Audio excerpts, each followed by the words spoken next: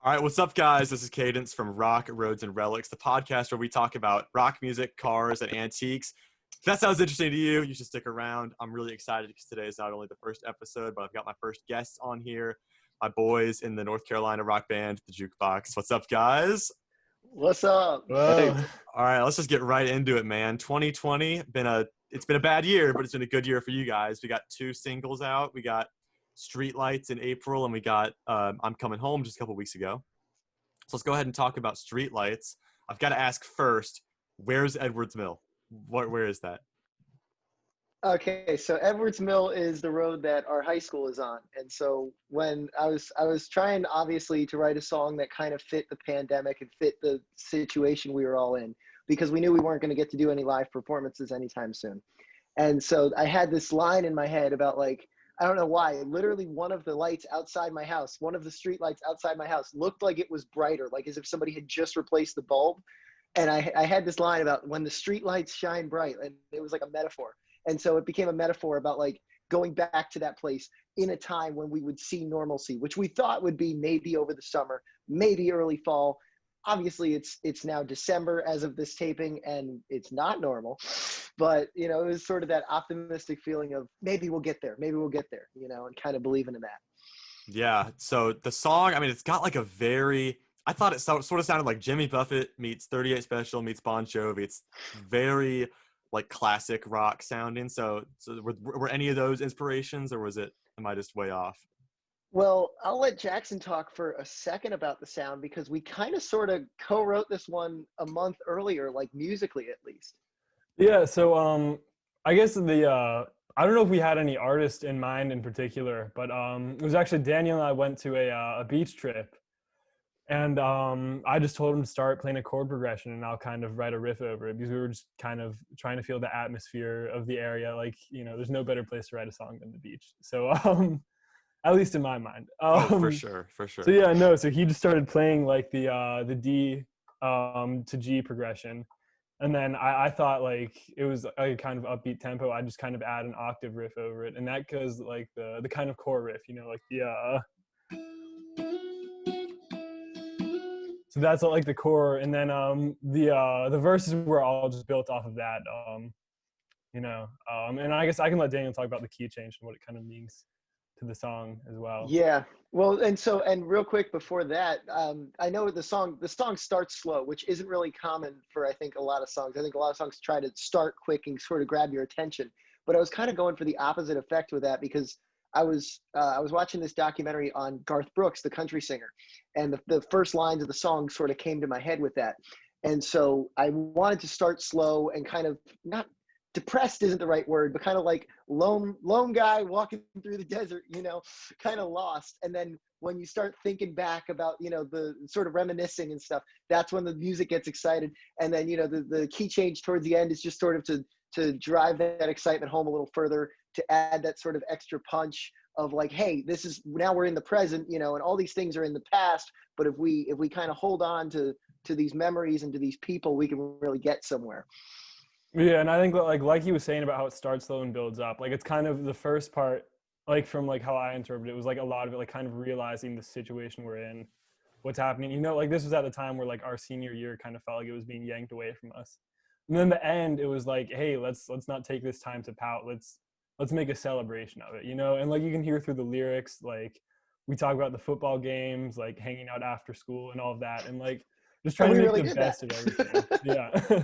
Because like that was mid-April this came out, right? So it was right like the worst part. Right. So I mean, who did you guys produce it too? Because it sounds like you guys might have had a lot of time in the production of it. Well, actually, our bass player Jerome produced that one, and he put out a couple singles on his own, and he kind of operates in a different genre, and so this was sort of a challenge for him too, trying to step up and produce a rock record. But it sort of came together pretty quick. It was just sort of, we recorded in our own houses, our own parts, and we sent them all to him. And, it sort of went through its own mini production hell of trying to get everybody's parts lined up and trying to, make sure everything fit just right. And then, basically this was the first real serious time we took to actually record something. And once we got it done, it was, okay, this needs to come out now, because this is a message that is going to resonate the hardest now. And the funny thing about that thought is, obviously we're still very much in the pandemic. It's at this point, it almost feels like a timeless message, that feeling may never really leave us. We really did get screwed on the end of our senior year, and we're going to always remember that and always acknowledge that. Yeah, for sure. I mean, talking about pandemic, you guys played a live stream concert or a online concert not too long ago, right? That was like in October or so. Yeah. So was that the same? You guys all just recorded your own parts and sent them off to have them all mixed together?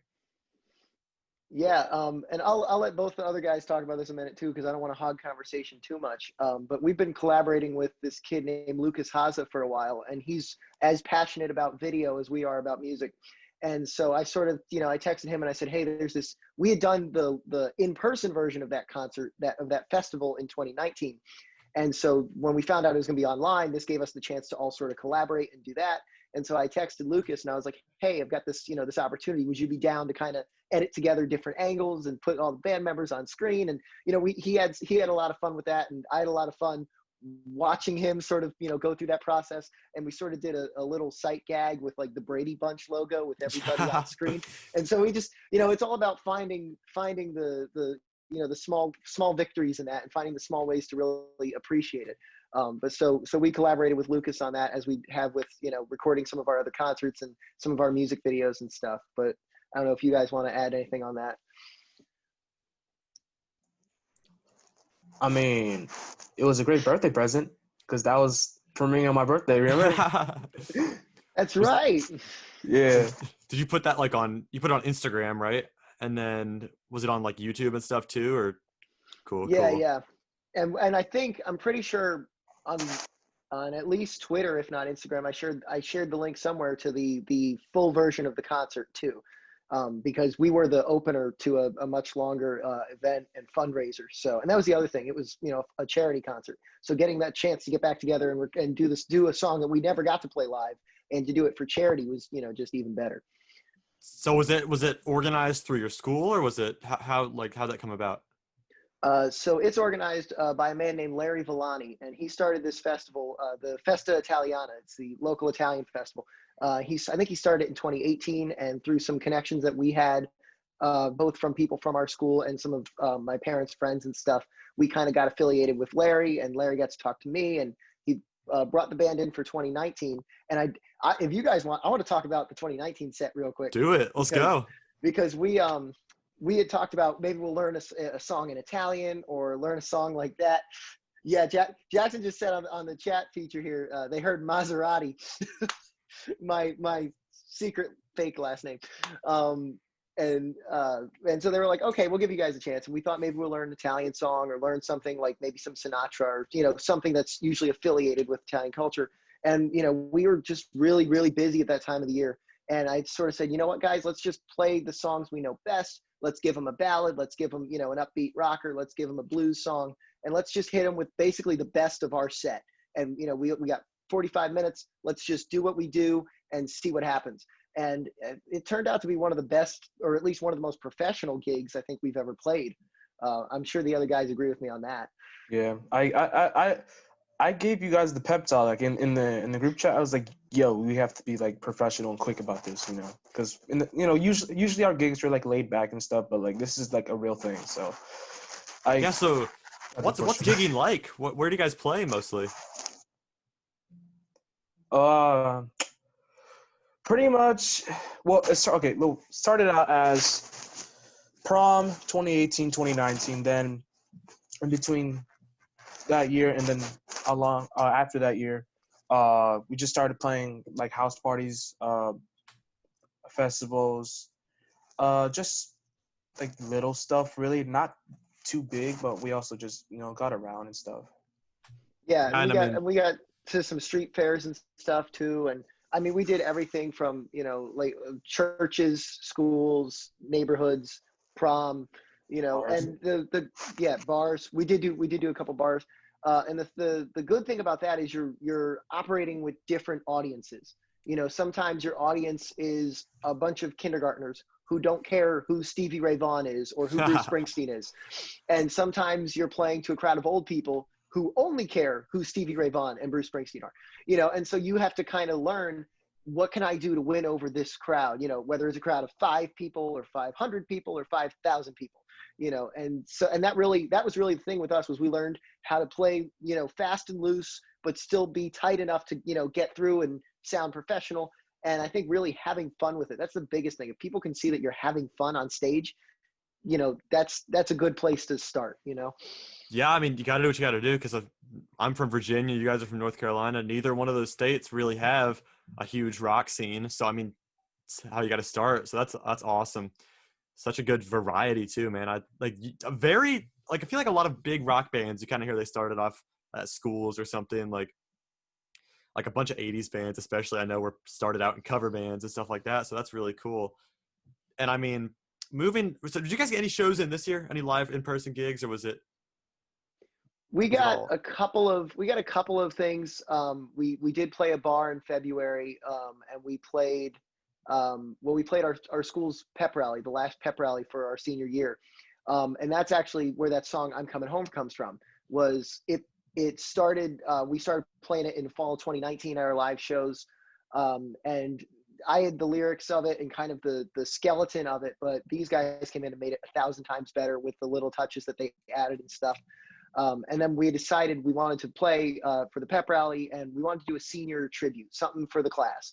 And so we picked this song because even though it's kind of a moving on from Bad Romance song, if you look at a lot of the lyrics, it makes sense as a moving on from senior year song and moving on from high school into adulthood, into the world.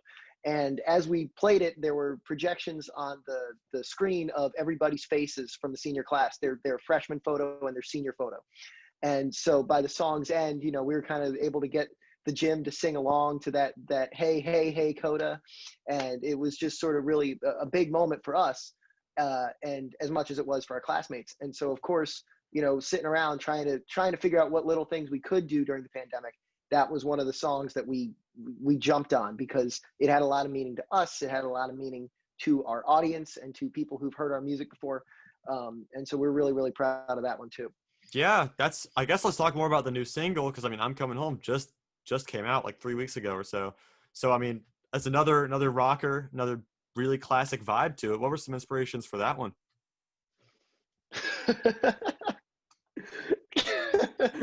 I promise I'm not laughing for any bad reason. Well, musically, it's funny. Actually, I got a poster back here for James Bay. I went to see his concert kind of on a whim with one of our mutual friends, Gibson Weber. And he sort of inspired me to start writing a lot in the couple weeks that followed. And even though this is one of the songs that sounds the least like anything he's ever done, but I think it just sort of came out of that creative moment for me, musically. And then I think Jackson kind of matched the vibe with the guitar solo, and Josh knew exactly where I was going with it, with sort of a country rock beat, and he knew when to build it up and when to kind of cool it down. And I think it's our first truly, it's a song that feels like it was written for this band, which is what I think I love that the most about it. Yeah. I'll let you guys talk a little bit about it too. Fellas, be as honest as you want when talking about lyrical and musical inspirations. Right. I would like to elaborate on the lyrical origins a bit. I love Daniel Mazarina so much. He has been known to struggle in the romance department. So I just want you to kind of imagine a Hallmark movie, but where the guy is hopelessly unable to get the girl. Doesn't get the girl. And I would say that's kind of where Daniel's experience with that in high school is where "I'm Coming Home" really comes from. I love how we repurposed it as a kind of, a tribute to senior year, to saying goodbye to friends and family, realizing there's something like next for everybody, like, appreciating what we've had in high school, but then realizing, hey, there's more to come. This is only the beginning. But yeah, the real origins are just Daniel's sad romance life. Dude, it happens. He's 100% correct. There's a song on the album about that too. So I'm looking forward to that. Yeah, we are working on some new stuff now, slowly but surely. But that's the other thing about "I'm Coming Home" is once we realized, that was when the song became art. was when when its original meaning it grew to something bigger. You know, it grew to being about our class and about that community and moving on from that community. And then it did that a second time when we released it now, because, you know, people were coming home from the holidays. 2020 was a really rough year for the world, if not America. And we're sort of making the first steps to come out of that. You know, the first COVID vaccines were delivered to North Carolina today, you know, and so we're coming out of this pandemic. We're coming out of a period of division. You know, that song, it means that too. It means that we the American people and we the world are moving on from our past to create, you know, a more prosperous future. So it starts as this little seed of, you know, just my pathetic life, but it grows into something much bigger over time. And that's what I've really, really come to appreciate about that song. Yeah. When it comes to, for me personally, this song, I mean, I have it painted on my wall, like the title, like that's how much it means to me. That song, it means to me because it reminds me of the time of when we were all together in high school. And now I'm the only one left in high school in this band, and I'm sad, Patty. But yes. And Josh produced this, and Josh, as you were finishing up the production on this song, what happened? What did you get in the mail? Oh yeah, I got my acceptance letter from Belmont. Exactly. So yeah. So he's coming home too. Is he? Are you really? I haven't made the decision yet, but I mean, it's a good chance. It's a good chance. Yeah, but the song, I put a lot of hours into it, but those were hours well spent. Like, it was definitely worth it at the end. Like, yeah, that's awesome. So and I was just really glad it came out that way. The best songs are the ones you can interpret differently, like whether it's about high school or Daniel not being able to get a girlfriend. I mean, both those are just great topics. A whole lot to dive into there, so that's awesome. Last few questions before we wind down here. Where do you want to see yourselves in like 5-10 years? On stage with Daniel Mazarina. Yeah. Dude, of course. Exactly. On stage with Jackson Reed and Josh Velasco in front of a crowd of, you know, a safe but thousands of people, because nobody can gather in a crowd right now. Yeah, on our co-headlining tour. Hey, I'm down. I'm down. Yeah, let's do it. But that's the thing. Yeah, I mean, I know, you know, I'm sitting here, look, my wall has all of these, you know, concert posters and bands and stuff. And I think, like, what would have happened to them if in their formative years, if they had an entire year or more taken away from them from live performance, you know? And it's something I try to stay conscious of like, okay, maybe we were ahead of the curveball a little bit. You know, we have a lot of experience playing live and stuff and with different crowds, but we just lost a year of that. And so we're going to have to work twice as hard to sort of keep ourselves, you know, at that level. And thankfully the three of us got together a couple weeks ago and did a very low key live performance just to kind of play a couple of the songs and sort of see where we were at. And much to my surprise and impressment, we did really well. We sounded, you know, on some of the songs as good as we ever have. And so I'm really, really optimistic about the future with that regard. But yeah, it's been, you know, it's crazy to think about, okay, 5 or 10 years from now, well, you know, hopefully we get to where we want to be, but also we have to make up this lost time. Yeah. We don't know. It's going to be such a different scene to navigate for our bands. You know, it's like 30 years ago it was different, 20 years ago it was different, and now we've got a worldwide pandemic and who knows what's going to happen. But right. And that pandemic has pushed solo artistry so much, right? Yeah. Like, people are more and more focused on the individual, but I feel like we are so much stronger as a collective. You know, it's maybe it's a corny saying, but it's true. The whole is greater than the sum of its parts. And I cannot say enough good things about Josh or about Jackson or about anybody else in this band. I like to think of it as I'm just a glorified karaoke singer. These guys come into work and I'm privileged with standing in front of them and dancing a little and strumming a few chords, you know. But it's that, like, that stage presence that brings people in. Like, exactly. I promise you, I will not compliment Daniel unless it is absolutely merited. Okay? And Daniel, just his stage presence, his ability to like kind of suck in the audience is something that I think really is something that's almost unique to Daniel Mazarina. Like, he is just so good at kind Yeah. of getting the audience involved and bringing everybody in. So we provide that musical backing that kind of helps like keep the show going. But he's really the heart and soul of the Jukebox. Yeah. And we have the chemistry for But that too. still no girlfriend. So No, it's okay. It's okay. It'll happen, you know. And like, you know, as great as it is to see one guy on stage with an acoustic guitar, bands are making a comeback. I think we're gonna see a big rock revival, hopefully pretty soon. So I'm looking forward to Greta that. Van I mean, Fleet, like dude, yeah, there you go. right? Can you imagine opening for Greta Van Fleet? Dude, let's do it. Yeah, they're opening for Metallica right now. So like, Yeah. Oh man, yeah. I mean, can we expect new Jukebox music soon? Is that on the table? Yes, we can.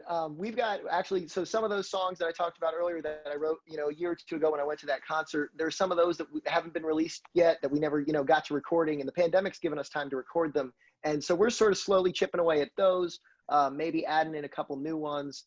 And we'll see what the future brings from there. But I kind of thinking like, let's not that I want to ever hold back music, but I'm really trying to see, you know, when can we gauge the opportunity to play live again? You know, and once that opportunity sort of presents itself clearly, I think that's our time to sort of drop something, because we've got songs that are very exciting and songs that we very much want to play live. And so I want to make the best record we can make, but also make it at a time when we know we're going to be able to do shows. Yeah, totally. Well, guys, thank you so much for being the first guests on the show. Next time you release something, man, we'll get you back on here. This was a lot of fun. Yeah, thanks for having us. Yeah. All right. Thanks, guys.